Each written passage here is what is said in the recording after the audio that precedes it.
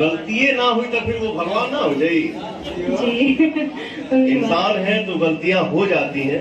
क्या बोले थे? कोई बात नहीं, आपसे क्या हुआ क्या नहीं तो हम कहीं जानत रहो कि ना जानत रहो।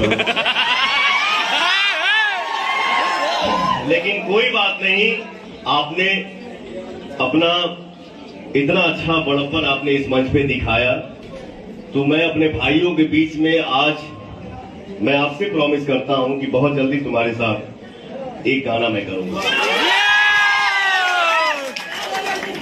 खूब आगे बढ़ी, बहुत आगे बढ़ी।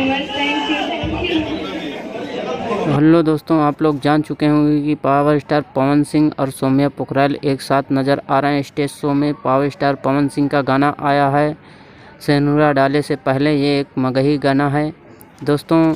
इस गाने के इवेंट शो रखा गया था पटना में, जिसके दौरान पावर स्टार पवन सिंह ने स्टेज शो के दौरान बताया है कि उनका गाना बहुत जल्द सौम्या पोखराल के साथ आ रहा है। और आप लोग को ये जानकारी कैसी लगी नीचे कमेंट करके ज़रूर बताना, और वीडियो अच्छी लगी हो तो वीडियो को लाइक कर देना, और चैनल पहली बार आया हो तो चैनल को ज़रूर सब्सक्राइब कर लेना। जय हिंद, धन्यवाद दोस्तों।